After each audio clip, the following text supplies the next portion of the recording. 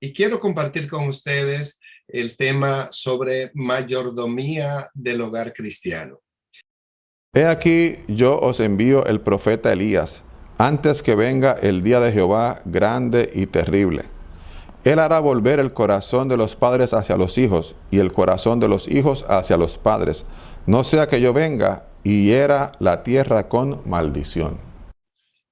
Fíjense, hermano Lizardo, este es un versículo que me toca el corazón, porque parece cual si el Señor estaba visualizando lo que pasaría en estos días, que el corazón de los hijos estaría lejos del corazón de los padres y el corazón de los padres lejos del corazón de los hijos.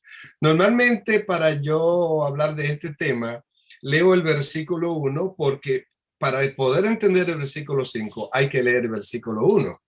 Dice, porque aquí viene el día ardiente como un horno, y todos los soberbios y todos los que hacen maldad serán estopa. Aquel día que vendrá los abrazará, ha dicho Jehová de los ejércitos, y no le dejará ni raíz ni rama. Por eso dice el versículo 5, he aquí que yo envío el profeta Elías antes que venga el día de Jehová grande y terrible. Pero el mensaje está en el versículo 6, cuando dice que él hará volver el corazón de los padres hacia los hijos y el corazón de los hijos hacia los padres. Y precisamente eso es lo que me estimula a trabajar con la familia, a trabajar con el hogar. Ahora, para abordar este tema, me gustaría aclarar algunos términos. Por ejemplo, muchas veces si presentamos un tema y hay algún término que no lo entendemos bien, entonces falla para nosotros poder entender otras partes del tema. Mayordomía. ¿Qué significa mayordomía? Cuando tú escuchas la palabra mayordomía, ¿qué viene a tu mente? Pues, según el diccionario, mayordomía es la correcta administración de todos los dones que tú recibes. Hay veces que alguna persona, cuando he hecho esta pregunta, me dicen que mayordomía es el administrar correctamente los bienes propios. Pero no, mayordomía significa, un mayordomo es alguien que administra correctamente todo lo que le viene a su mano.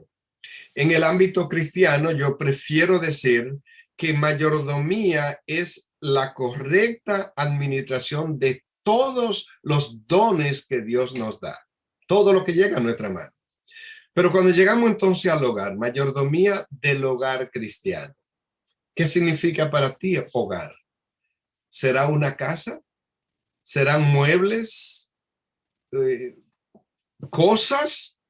No, hogar viene del término hoguera. Y hoguera, me pongo a pensar, cuando hoy escucho hoguera, me viene a la mente Abraham Lincoln. Hay un libro que leí hace mucho que se llama El hijo que honró a su madre. Y la primera historia era la vida de Abraham Lincoln. Los padres de Abraham Lincoln eran leñadores, porque en el norte de los Estados Unidos sucede que hace mucho frío y en los 1800, quizá 45 a 50, por allí, porque él llegó a ser presidente en el 1860, 61. Entonces, él estillaba leña, picaba leña, y en el centro de la casita hacían una choza, y en el centro prendían una fogata, un fuego que calentaba aquella casita porque no había calefacción. Entonces, de eso, de esa hoguera que se abría para que la familia se calentara, viene la palabra hogar. Porque los padres y los hijos se reunían alrededor del fuego para no morir por el invierno. Entonces, hay un detalle muy importante que quiero que tomemos en cuenta. A medida que se acercaban más hacia la hoguera, hacia el fuego, estaban más cerca uno del otro. Y ese es el propósito. En cuanto al hogar se refiere, el calor, el fuego, significa el amor que une a todos los miembros de la familia. Ahora, cristiano, mayordomía del hogar cristiano. ¿Qué significa el término cristiano? Bueno, el término cristiano, según la Biblia, según la historia, se usó por primera vez en Antioquía. En Antioquía fue cuando le llamaron a los discípulos cristianos. Y cristiano significa un seguidor de Cristo. Así que mayordomía del hogar cristiano, si fuéramos a definirlo, entonces diríamos que es la correcta administración de todos los dones que Dios nos da para administrar, correr, funcionar el hogar que tenemos como familia. Ahora yo me pregunto, ¿por qué entonces debemos hablar de este tema? Debemos hablar de este tema, hermano Lizardo, debemos hablar de este tema porque la familia es la base fundamental de la sociedad. La familia, la iglesia está formada por familias y la sociedad por instituciones como las iglesias. Entonces, tenemos que hablar de este tema porque a menudo me preguntan algunas gentes, ¿qué podemos hacer con el adelanto gigantesco de la delincuencia? No más este fin de semana, o más bien ayer, escuché la noticia triste de un muchacho prominente que ya iba desarrollándose bastante y terminaba de aparentemente matar a una joven aquí en Puerto Rico. Y así hay tantos temas, tantas cosas que tienen que ver con cosas que destruyen, abaten la sociedad. Y una persona me decía, ¿qué podemos hacer? Yo estoy loco porque llegue el tiempo de las elecciones para que cambien al presidente, a ver si cambia. Y yo le dije, ¿será que se soluciona el problema de la delincuencia y la inseguridad con cambiar el presidente? No. Yo le dije, si quiere tener una sociedad segura, una sociedad con menos problemas delictivos, formemos buenos hogares. Hogares donde, como dice el hogar cristiano, página 285, donde los ángeles se gozan en adorar. Hogares donde aprendamos principios y los llevemos en alto. Hay que hablar de este tema porque cuando tenemos un hogar correcto, vamos a tener una sociedad correcta. Ese es un axioma que se ha escrito. Si la familia anda bien, la iglesia también. Pero tenemos que hablar de este tema porque muchos miembros de la familia no están cumpliendo el rol que le corresponde como parte de la familia. Cada miembro de la familia tiene una función específica que desarrollar. No que nosotros digamos, mira, tú eres mujer, tú tienes que estar aquí, o yo soy hombre. No, no, no, no, no. Pero Dios asignó responsabilidades. Y cuando la madre cumple su labor, déjeme decirle que no importa lo que el padre haga, nunca puede sustituirla. Porque Dios le ha dado una actitud especial a las madres para dar cariño a los niños, para hacer cosas. Por ejemplo, yo cocino de vez en cuando en mi casa, pero nunca me queda la comida exactamente como le queda a mi esposa. Por ejemplo, en veces yo llego a la casa y quiero irle a ayudarle para ir adelantando la comida y hablo allí la despensa y cuando llego allí digo, ay, ya, vamos a tener que ir a la tienda porque no hay nada de cocinar. Pero al ratito llega mi esposa, mira allí y no sé cómo es que se la inventa, pero al rato tenemos comida, un manjar allí en la mesa. Porque las mujeres Dios le ha dado un arte que por mucho que nosotros querramos imitarlo, no es exactamente igual. Pero ¿qué es lo que aconseja la Biblia sobre el orden en la familia? Bueno, si vamos al libro de Efesios, capítulo 5, el apóstol Pablo da allí unos consejos. Y yo quiero desde antes de leerlo que miremos esto. Normalmente la literatura hebrea, y ahora he visto que la mayoría de la literatura, en la primera frase dicen el mensaje completo que quieren compartir. El resto del capítulo y muchas veces hasta otro capítulo están explicando lo que quería decir ese mensaje. Okay. A ver si, hermano Lizardo, usted puede leerme Efesios capítulo 5, versículo 21, para que así veamos cuál es el mensaje que Pablo envía a la sociedad, a la familia. Sí, el versículo 21 dice, someteos unos a otros en el temor de Dios. Ok, ese es el mensaje. Si nosotros queremos tener una buena sociedad, un buen hogar, una buena familia, tenemos que aprender que cada ser humano tiene, como se llama en el programa, derechos y deberes. Entonces, lo más importante es someteos los unos a los otros en el temor de Dios. El famoso estadista mexicano Benito Juárez dijo que el respeto al derecho ajeno es la paz. Y eso es lo que está diciendo. Pero según dice aquí, si nosotros vamos al versículo 22, dice, las casadas estén sujetas a su propio marido como al Señor, porque el marido es cabeza de la mujer, así como Cristo es cabeza de la iglesia, la cual es su cuerpo y él su salvador.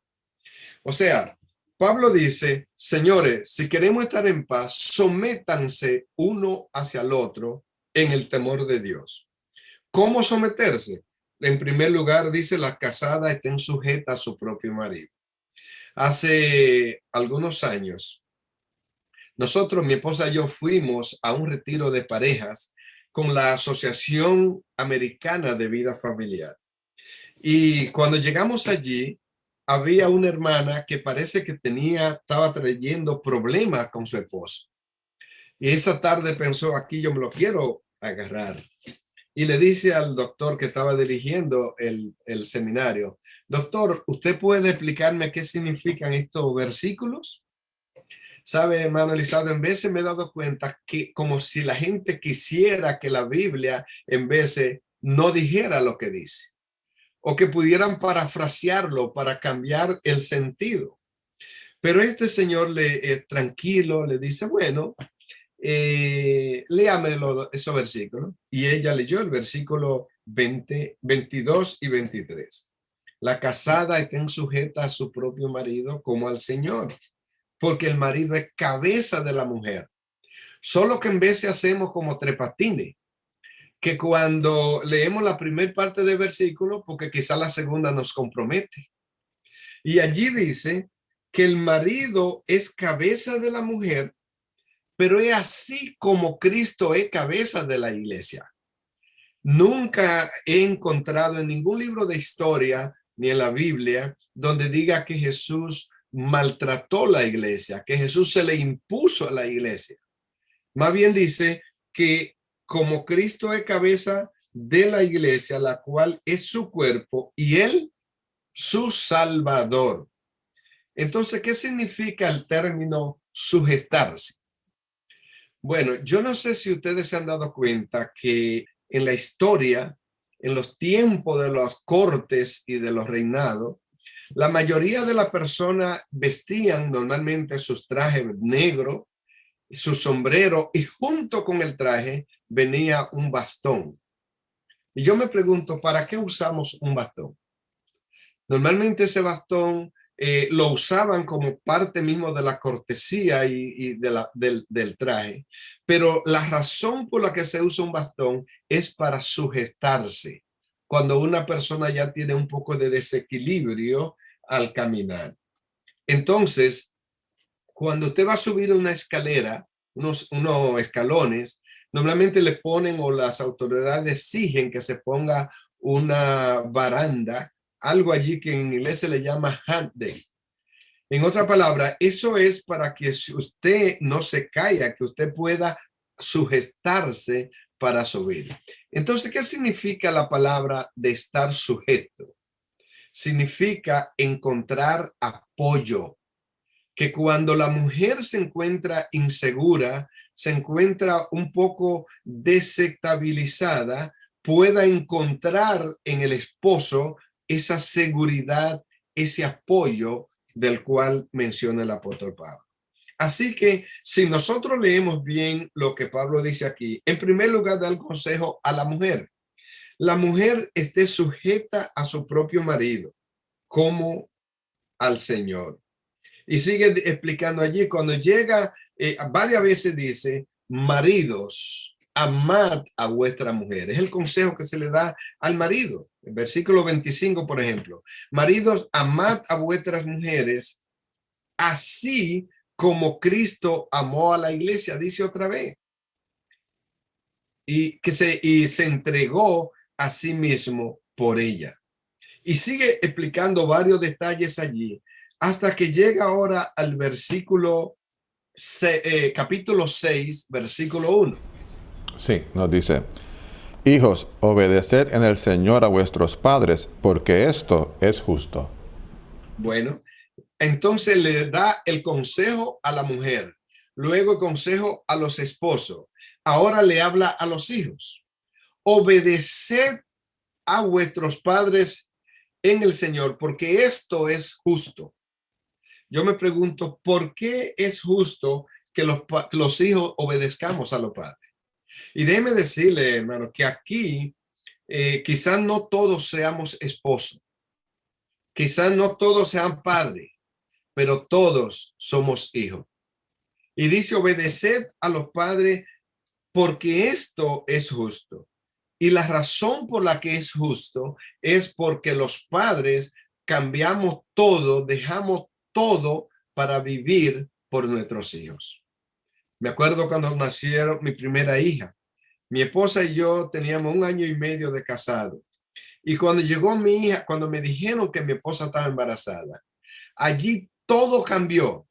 Ahora nosotros empezamos a soñar, le compramos lo que le llaman un Moisés, una cunita, y empezamos a comprarle cositas.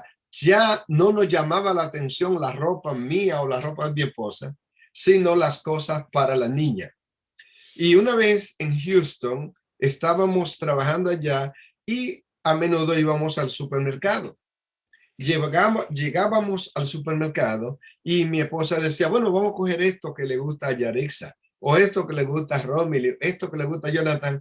Y yo soy un poco curioso. Un día cuando íbamos llegando a la caja, yo le dije a mi esposa, ¿y qué tú cogiste que te guste a ti o que me guste a mí? O sea, uno deja de vivir para uno para vivir por los hijos. Por lo tanto, el consejo es, debemos vivir, debemos amar y obedecer a nuestro Padre porque es justo. Ahora, mire el versículo 4 del capítulo 6. Efesios capítulo 4, el capítulo 6, versículo 4. ¿Qué dice allí? Sí, nos dice, y vosotros padres, no provoquéis a ira a vuestros hijos, sino criadlos en disciplina y amonestación del Señor. O sea que si nosotros vemos entonces cuál es, si quisiéramos llamarle jerarquía o la responsabilidad de cada uno, primero Cristo es la cabeza del varón, del esposo o padre. Segundo, la mujer debe estar sujeta a su propio marido como al Señor. Tercero, hijos, obedeced a vuestro padre, y padre, no provoquéis a ira a vuestros hijos. ¿Cómo provocamos a iras a nuestros hijos? Cuando nosotros debemos establecer reglas, normas en el hogar, en la cual es conveniente que los hijos participen en el establecimiento de esas reglas.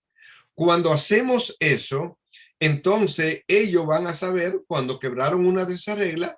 Entonces, como padres debemos darle a entender que la disciplina no es maltrato.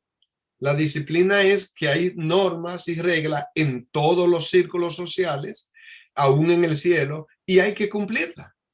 Ahora, si yo no cumplo con mis deberes, pierdo mis derechos. Por eso hay cárceles. Por eso hay personas que lo ponen preso.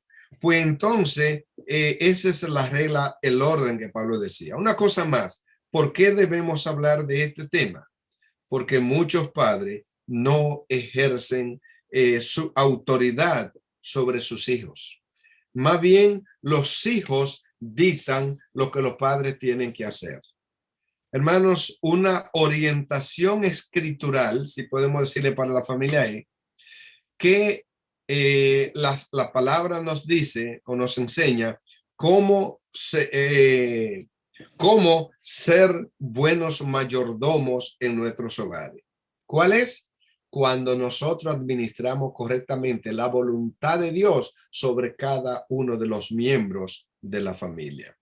Por ejemplo, la pareja en el hogar llegan a ser padre cuando el plan de ellos es que tengan hijos, según le dijo el Señor.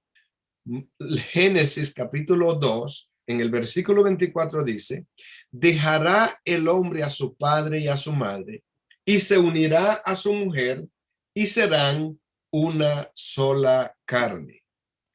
Así que eso mismo dice también en Génesis 2, 23. Él le decía, esta es hueso de mi hueso y carne de mi carne. La mujer vino a ser una ayuda idónea.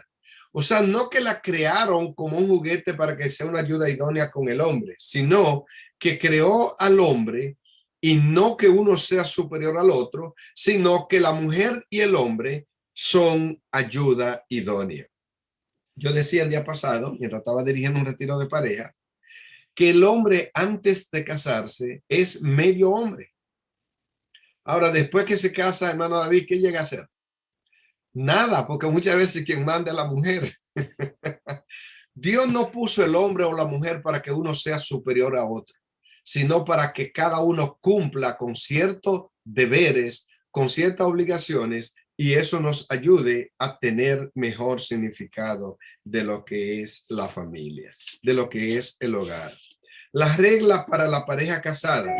Marido, amad a vuestras mujeres. Mujer, está sujeta a tu propio marido. Respétense el uno hacia el otro, según dice Efesios capítulo 5, versículo 21. No se nieguen el uno hacia el otro, según dice Primera de Corintios capítulo 7, versículo 3 hasta el 5. También manda que se agraden el uno hacia el otro en Primera de Corintios capítulo 7, versículo 33 en adelante. Y dice en varias partes, como Primera de Pedro capítulo 3, versículo 7 y Santiago 1:5, maridos sean sabios. Y aún dice en Santiago que si le hace falta sabiduría, que la demanden de Dios, que es amplio en darla. Hermanos queridos, ¿quién manda en el hogar? ¿Manda el padre? ¿Manda la madre? ¿O quién manda? En el hogar nadie manda. En el hogar se deben establecer normas, reglas, y todos regirnos por ellas. No hagan airar a vuestros hijos, le dice en Efesios 6:4 a los padres, porque los padres deben buscar que se cumplan las reglas y entender que el no cumplir las reglas tienen consecuencias. Pero la disciplina no es para hacer sufrir al niño o al hijo, no es para maltratarlo. La disciplina usa un término griego que es el mismo término que se usa para discípulo. Es cuando enseñamos a alguien a seguir a su maestro. En el hogar, el plan debe ser que como padres enseñemos a nuestros hijos a seguir a Cristo Jesús, porque es un hogar cristiano. Así que, hermanos queridos, los niños no tienen suficiente experiencia como para ellos administrarse, como para ellos saber dirigir a los padres. Por lo tanto, nuestra recomendación, nuestro deseo es que padre y madre traten de establecer normas, leer libros juntos, asistir a algunos seminarios donde podamos enseñar a nuestros hijos que deben también someterse los unos a los otros y darle ejemplo. Déjeme decirle que en estos días leí un pensamiento del hogar cristiano donde dice que un hogar bien dirigido y disciplinado es el mejor, tiene mayor influencia sobre la sociedad que todos los sermones que se puedan predicar. ¡Wow! Eso me impactó, porque muchas veces nuestros vecinos o nuestros amigos no escuchan tanto lo que nosotros decimos como lo que nosotros hacemos. Y podemos ganar más con nuestros hijos cuando decimos una cosa y la cumplimos, porque nosotros le amamos, pero ellos muchas veces, si no cumplimos lo que hacemos, van a decir, el problema es que lo que tú haces no me dejas entender lo que tú dices. La mayordomía del hogar cristiano es el arte de aprender a enseñar a nuestros hijos desde muy temprano, desde muy jóvenes, a obedecer a Dios y a seguir sus enseñanzas. Para concluir, quisiera decirle, querido padre que me escucha, establezcamos hogares donde las normas sean la base fundamental de ese hogar. Que nuestros hijos sientan que nosotros les amamos y que juntos podemos brindarle apoyo a su mamá o a la madre en el hogar, que la madre respeta también a su esposo, que uno con otro nos brindamos respeto y al respetar a nuestros hijos ganamos el respeto de ellos.